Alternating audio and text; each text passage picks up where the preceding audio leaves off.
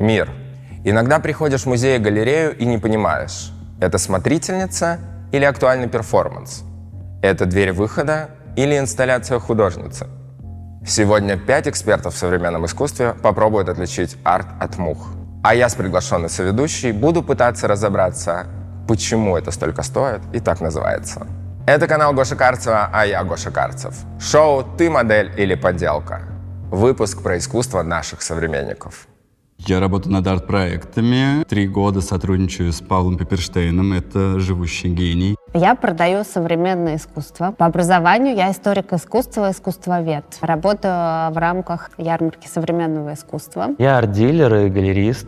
Самая дорогая картина, которую я продал, это был Олег Целков, около 80 тысяч евро. Я арт-дилер и еще занимаюсь культурным фандрайзингом. Я продаю искусство, также собираю деньги на культурные проекты. Начинал как уличный художник. Я сейчас работаю на улице. Современное искусство, для каждого оно свое. Культуролог, музыковед, лектор, педагог, автор и ведущая подкаста «Искусство для пацанчиков» Настя Четверякова. Этот выпуск про искусство, я пацанчик, вроде все сходится. Чем ты занимаешься? Главная моя задача — сделать так, чтобы люди поняли, что искусство — это для всех, а не для бабуль, которые с култышкой сидят в музеях. Первое мое образование музыковедческое, а вторая моя специальность — это культуролог и историк. такая у меня помесь. Но я не искусствовед. Искусствовед, он как патологоанатом изнутри искусства разбирает. Там мазки, цвета. Технический еще да, аспект. Да, это очень да. важно. А культуролог, он в общем, он с философией может связать, с общественным, с каким-нибудь, с историей. Что такое современное искусство? Отражение современного мира. Когда говорят люди, я не понимаю современное искусство, у меня сразу вопрос, вы понимаете, что происходит в современном мире? Потому что мой любимый Маурицио Кателан, который банан прихерачил скотчем к стене, он говорит, я ничего не придумываю, я просто репродуктор. То есть я просто рассказываю о том, что происходит вокруг. Репродуктор звучит, как будто бы это человек, который семя предоставляет. Современное искусство, оно многогранное. Современное искусство — это философия. Современное искусство — это мы. Все может стать современным искусством, зависит от контекста. Иногда это актуальные художественные практики, иногда это долгие процессы, которые либо начались при нас, либо происходят при нас. Если считать, что искусство старое отвечало на вопросы, то искусство современное, оно скорее задает вопросы. Естественно, в искусстве важен контекст. Качественное искусство не всегда стоит дорого. Цена на современное искусство от 10 тысяч рублей до 5 миллионов. Бывали годы, когда было 15 и 20 миллионов. Павел Пепперштейн — один из самых дорогих ныне живущих художников. Его работы начинаются от 5000 евро и до 100-150. Я только с тобой смогу обсудить эти стулья. Я узнала, что стул называется Василий. Да. Стул Василий. Стул Василий. Стул Василий. Я прочитала, что этот чувак, который сделал этот стул, он ездил на одном и том же велике старом каждый день на работу и с работы, и подумал, вот бы было удобно, на этом велике. И он сделал эти металлические штуки из руля. Рамы, руля этого велика. Да. Вот вы смотрите стулья и стулья. На самом деле, представляете, практически ровно 100 лет назад они были придуманы. Кайф же. Круто. Посмотрим, смогут ли наши эксперты справиться сегодня и понять, перед ними будут лежать объекты, правда, современное искусство, а некоторые созданы моей семьей. Ты прям сам делал, что ли? Сейчас все увидишь, да. Я хочу посмотреть. И посмотрим, как они на них будут реагировать. Их задача определить, искусство перед ними или нет. Это кирпич из дерева. Ничего внутри там нет. Как ты думаешь, это искусство или я купил это в строительном магазине? Можно трогать же? Карцевские перчатки. Выглядит как кусок паркета из какого-то дома, в котором что-то происходило. Может быть, этот дом сгорел, и это единственное, что в нем осталось. Она не подписанная, потому что искусство обычно подписывают. Конечно, может быть современным искусством. Многое зависит от контекста. Как бы кусок дерева, но не простой. Этот предмет про память, переживания, страдания, может быть, тут какая-то прожженная точка на нем. Ты знаешь, что это за объект? Предположу, что это искусство. В дереве очень много контекстов, и многие художники с ним работают, с деревом. Оно такое современное искусство. Важна личность, важна идея. Понимаешь? Но это кусок дерева. Да, это кусок дерева. Но смотря кто его переосознает и кто его переосмыслит. Знаешь, Буратино — это тоже кусок дерева. Важно не только объект сделать или его экспонировать, но важно его правильно сохранить, описать и изучить. Если бы это были немцы 60-х, это было бы очень круто. Если бы это сделала я или это сделал ты, это бы не являлось искусством. Все же это искусство от Артема Филатова, художника, основателя студии «Тихая», автора объектов, инсталляций и кураторских проектов, построенных на взаимодействии с нижегородской историей и культурным ландшафтом. Если бы я увидел это в первый раз, не зная контекста, я бы сказал: ребят, это просто какая-то деревяшка, возможно, шкатулка, или вы просто нашли что-то на улице. У него классный ритм, у него классный рисунок вот тут. Нет такого момента, что сюда хотелось бы что-то добавить или что-то отсюда, наоборот, отпилить. Серьезным, может быть, предметом какого-нибудь еще художника известного, там, например, Смоловского. Это очень интересная штука, но это не искусство. Как часть инсталляции, возможно, но мне кажется, что нет. Для меня это искусство. Я такую работу мог бы видеть в галерее современного искусства на выставке вообще легко. Вполне себе вписывается в ряд произведений современного искусства. Верю, искусство. Собственно, перед нами работа Артема Филатова, и это «Кирпич». Это очень, кстати, классный художник, один из моих любимых. Да ладно, это Филатов? Артем Филатов, он просто охрененный чувак, я с ним лично знакома. Он из Нижнего Новгорода. У него есть галерея «Тихая». Артем Филатов, он работает со смертью. Он называет это мортальность. А его искусство может с тобой поговорить о мортальности и подготовить тебя, что ли, к тому, чтобы ты не думал полжизни такой: я умру, да? А ты спокойно к этому относился, что это всего лишь часть жизни. Это может подготовить тебя к потерям каким-то. Ну, короче, мне кажется, что это очень важная тема.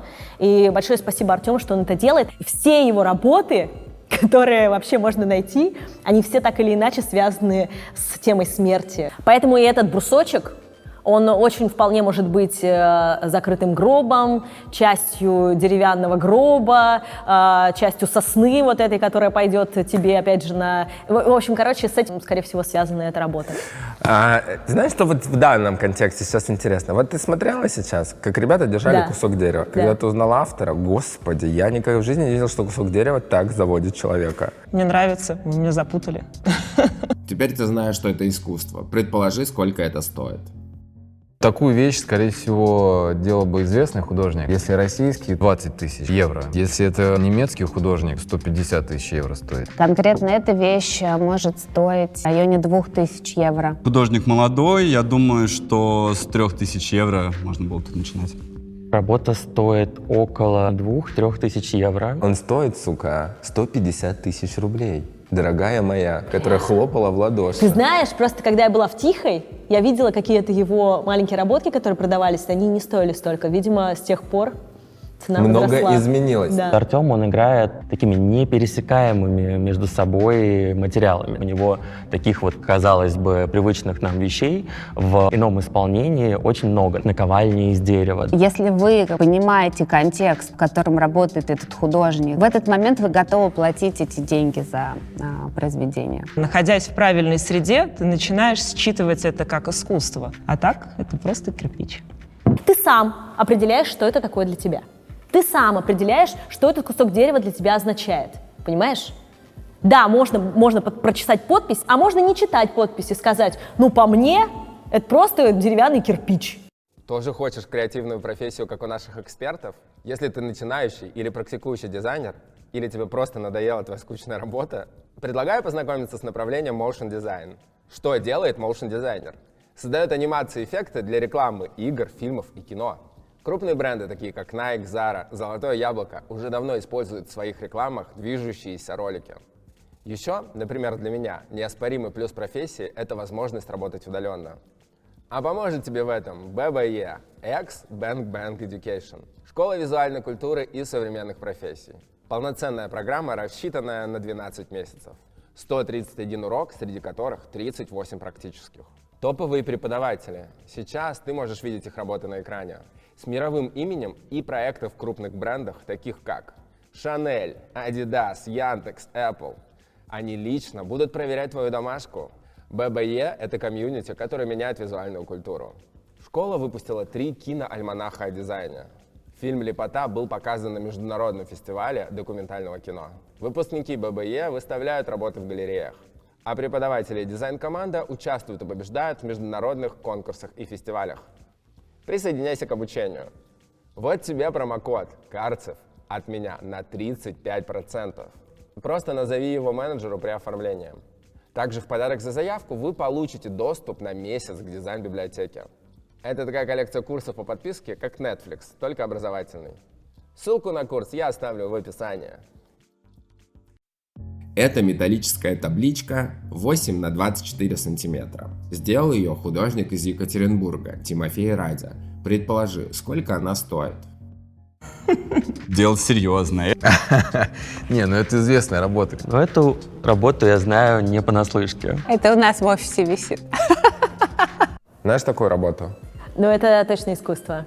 Почему? Это Радя. Да, молодец. Мне хочется, чтобы это было искусство. Это похоже на Тимофея Радя. Мне нравятся его работы. Масштабные, большие, знаковые. Тимофей Радя, это его известная работа. Всегда работает со словами, иногда на холстах, в данном случае на металлической пластине. Это искусство, это супер. Прекрасное направление в искусстве, когда художник выражает себя не через визуальные образы, а через текст. Конечно, искусство.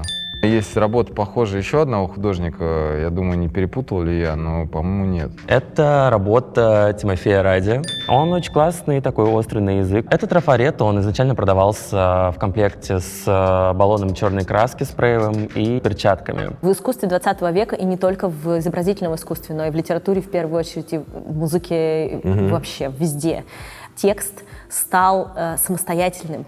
Он вышел из рамок литературы, когда мы просто прочитываем или там проскальзываем глазами, да, и за какую-то мысль зацепляемся. Он как бы вышел оттуда и начал вообще жить своей жизнью. Вообще, Тимофей Ради — это стрит-арт-художник из Екатеринбурга, который сделал легендарные надписи, такие как «И ты люби меня», «Они ярче нас», «Все это не сон». Кто мы, откуда мы и куда мы идем. Это на заводе было написано, и он стал очень популярный в соцсетях. Классная, внятная работа, очень много к ней контекста. Всем советую работы Тимофея Ради изучить. Это один из очень ярких художников нашего времени. Настя заебалась в каблуках. Давайте, человек... не могу. Вы запомнили этот лук, да? Все, Да. давайте дальше ее просто обуем в кроссовки и... я Дайте тебе мои принесу. кроссовки с Пепперштейном, пожалуйста. А что это за коллаборация? Два мяча, сделали модель, повторили, или как это называется? Скажи правильно, как называется. Они переродили модель 65-го или 68-го года. Советских кет, прикинь. Все так лучше тебя? Баска вообще. Баска — это вятское слово. Я люблю вятские слова. А вот, кстати, про слова мы сейчас говорим. Ну да. Вот баска я говорю, ты понимаешь, что это значит? Нет. Баска — это Прическа? значит красиво. Это вятская Баска? баска. Да. Как вот это Эсколь баска? баско? Нет, эсколь баско с О буквой. Эсколь баско, сколько, как бы, типа, как красиво. Это вот восхищение Подожди. по-вятски. А я из вятский? Вятки. Это тоже недалеко от Нижнего Новгорода. Но вятские... И вот почему? вятский акцент у нас очень сильный есть, и вятский говор. И у нас там есть слова, вроде русские тоже. Но происхождение же русское. Это русские слова, но это просто вот диалекты. Баско? Баско. Эсколь баско. Язык? Это русский язык. И Вау. вот Радя, кстати, работает с русским языком. Про. И он Подвязала. работает для нас, понимаешь? Вот когда он говорит, хули думать надо делать, каждый человек может, русский человек, поймет ее по-своему и относительно контекста, который он сейчас проживает. Напишите в комментариях, как вы понимаете этот текст. 1003 вполне стоит. От 5 до 50 тысяч рублей в зависимости от тиража. Если это большой тираж, от 1000 до 2 евро, меньше, да, 500, значит. Это тиражная работа, не помню, 200 или 500. $500 стоит. Я ее, кстати, хочу даже продать. Если вам интересно, пишите, потому что я отказываюсь от вещей, не знаю, что с ней делать. Многие из его работ, они уже давно закрашены или снесены властями. Зачастую он делает все свои работы максимально некоммерческими и не согласовывает их с властями. Сам выбор выражения — это и есть акт творчества. Здесь на металлической пластинке это выбито, как скрижали такие, штампы как бы нашего сознания. Задумать это, выбрать это, обдумать это и так это выразить — это и есть невероятный акт искусства. Холст, акрил, лак. Может ли это быть искусством? О, Идея мне ясна. Как тебе картина? Мне нравится. Это ты нарисовал? Это видно тогда? Очень актуальная, кстати, работа. Да, я Замечательное нарисовал. сочетание цветов. Спасибо, моя любимая. Сейчас. Я бы ее продала это. Этот значок ПИС и поверх этот грустный смайлик, что как бы вся вот эта вот идея, концепция мир миру и так далее разочаровывает. Пытаюсь понять, знаю ли я этого художника. Специфический знак и смайлик ты мог нарисовать, в принципе. У художника твердая рука, независимо от того, что он пишет. Это как бы тяп-ляп. Кажется, что не было преднамеренности. Это надумано. Технически выполнено плохо. Напряжение, излома. Здесь не хватает боли. Здесь нет высказываний. Это очень лобовая такая прямая мысль. Искусством, в моем понимании, могло быть вот это. Вот эта часть работы. Я бы не сказал, что это искусство, хотя вполне себе может быть какой-нибудь молодой автор. Нет, я бы это не смог продать. Это, в принципе, в категории до 30 тысяч рублей. Вполне себе мог бы кто-то себе купить. Ну нет, это не искусство. Если бы это была работа художника, он никогда не может так плохо натянуть холст на подрамник. Да это плохо. Это не искусство. Является ли это современным искусством? Без сомнения, так уверенно сделанное. Вот такое тоже бывает на нашем удивительном празднике. Это просто очень. Учиться тебе еще нужно. Был акт творчества уже хорошо. Супер, молодец. Мне кажется, что стоит продолжать. Но она, кстати, очень клево сделана. Ты прям левой ногой рисовал? В Я каком ты состоянии рисовал в рисовал? Леонардо в состоянии, за ночь до съемки купил акриловые краски. Ты это прямо с первого раза это ты не Да, я тренировался? нарисовал. Я знал, что я хочу сделать. ты знал, что ты хочешь У нас, мы же используем это в одежде сейчас. Мы делаем одежду такую, мы делаем значки на кепках такие. Вот, очень клевые. Ты можешь это продать вообще спокойно. Можешь это сделать как благотворительность, она вообще может 500 000 стоить рублей. Поддержку какому-нибудь там детскому дому дашь деньги, да, и тогда цена будет еще повыше. За совершенно разную цену. Если ее дотащить до какой-то жирной ярмарки куда-нибудь в Майами, так вообще можно было бы задорого. Сеул сейчас показал очень большие продажи, и там где-то, может быть, кому-то ее можно было втюхать. 3000 евро, наверное, за нее можно было где-то поймать. У Бэнкси есть гениальная фраза по этому поводу. Нельзя недооценивать силу золотой рамки. У него была акция «Антиворовство», куда он мечтал, чтобы его работы висели в Лувре. Но, естественно, их никто туда не брал. И он взял... И повесил туда сам. Ну, не в Лувр, но в другие музеи, в крупные. Он повесил, пошел на двухсторонний скотч, прилепил свои работы и аннотации. Круто, нравится, да. И это было офигенно. Есть видос на Ютубе даже, как он это делал. И некоторые музеи оставили это, например, в Лондоне. Национальный лондонский музей оставил это в своей коллекции. Художник — это не профессия из списка профессий. Вот типа продюсер, вот человек, отвечающий за звук, вот визажисты, а вот типа, а это художник. Ты становишься художником не потому, что ты хочешь быть художником, потому что ты не можешь это не высказать. Тогда пути назад нет. Может ли быть текстиль 130 на 142 сантиметра искусством? Как ты думаешь? Ну и чё тут, стричься будем?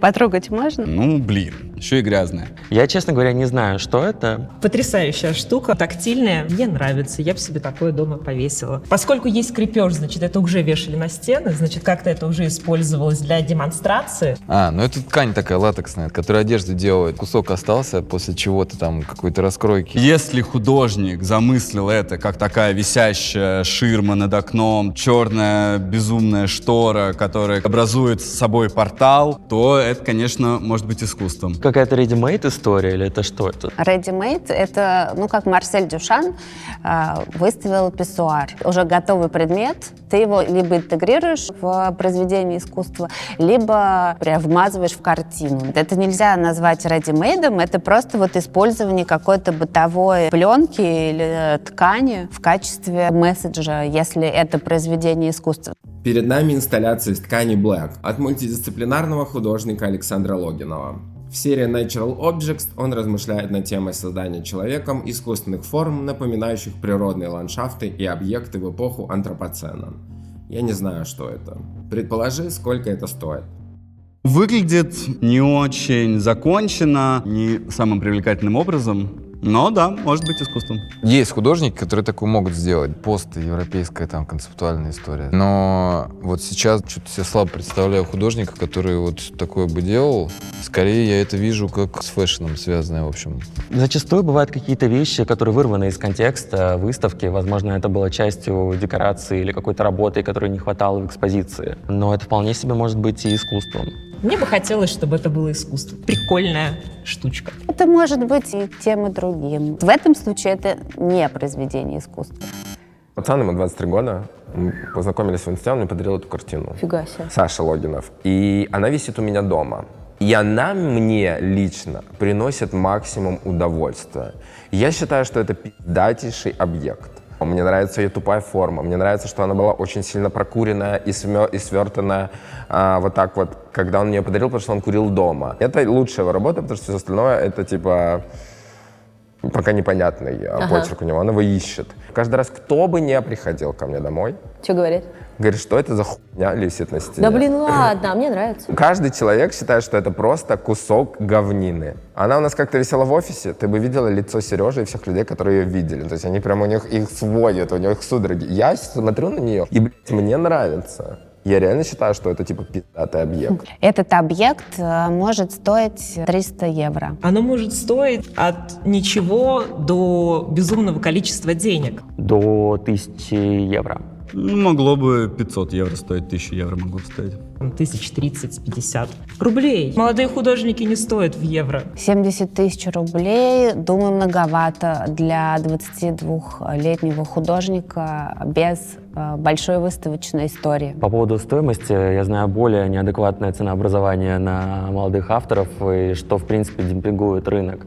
Потому что, например, художники 18-летние, которые впервые выставляются и ставят на себя 10 тысяч евро стоимость, да, это, например, неадекват. 1000 евро — это нормально, мы продаем идею. Вот если бы на Майами, на арт-базеле это было выставлено, это бы стоило там типа до хера денег. А если бы там на каком-нибудь Космоску, возможно, там сколько-то бы рублей. Напишите в комментах, сколько бы вы дали за мою картину-то. Вдруг я вам продам ее.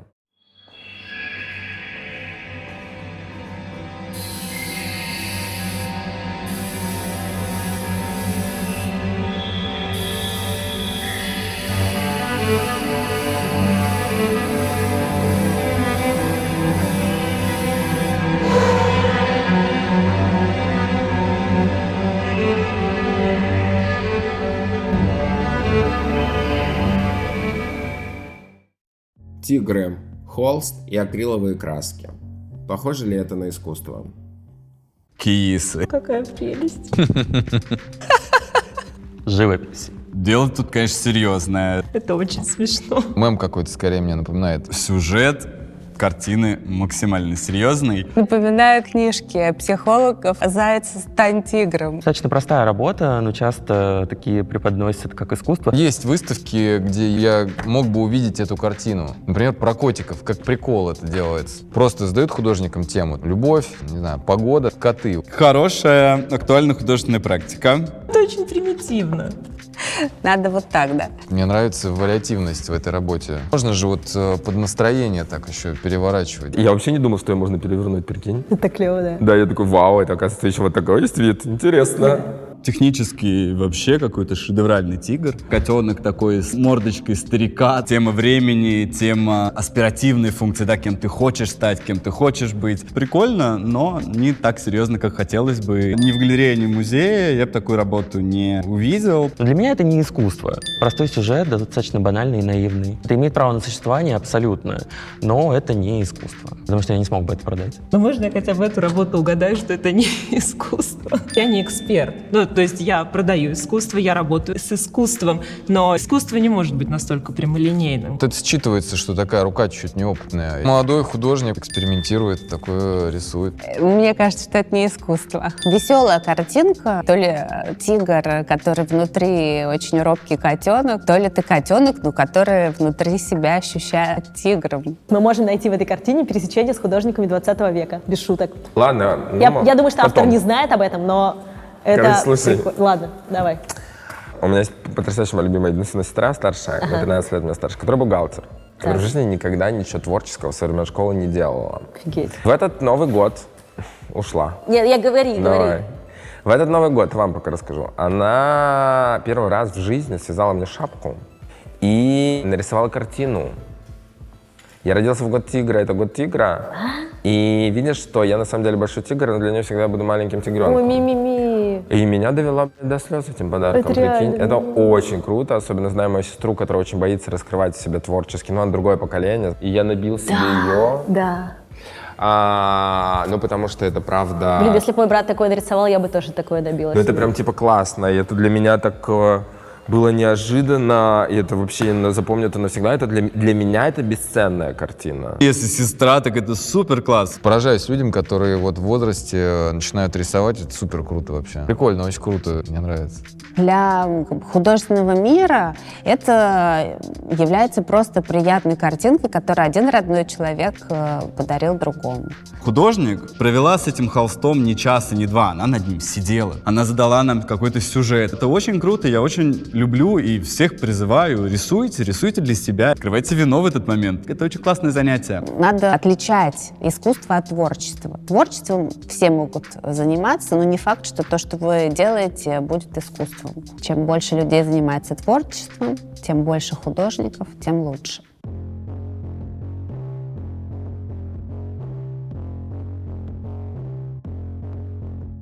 Все думают про то, как показывать предметы искусства. И вот такой формат, это прикольно. Я бы даже в галерее что-то подобное сделал. Мне больше всего понравилось, конечно, с работой сестры. Это класс.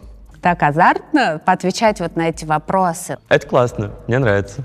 Мне понравилась подборка объектов, мне особенно Артем Филатов понравился. Очень страшно говорить, искусство это или нет. Если мне сложно разобраться без контекста, искусство это или нет, даже не представляя, каких трудов стоит обывателю понять, почему это искусство, даже когда рядом присутствует текст. Поверьте, вы в работах Морозова в Третьяковской галерее тоже без подсказки ничего не понимаете. В эпохе Возрождения тоже без текста ничего не поймете. Когда ты не знаешь контекста, когда ты не знаешь автора, тебе, когда это не экспонировано, ты вообще не понимаешь, что это такое. Лично я, например, как воспринимаю все это, оно должно меня задеть. Даже если я не знаю, что это. Если я ничего не чувствую, то окей, сколько было, в гараже сколько было выставок, иногда ты приходишь, думаешь, вы серьезно? Да. А иногда ты приходишь и просто не можешь, ты сел, и ты не понимаешь, почему ты не можешь двигаться. Ты сидишь просто и смотришь.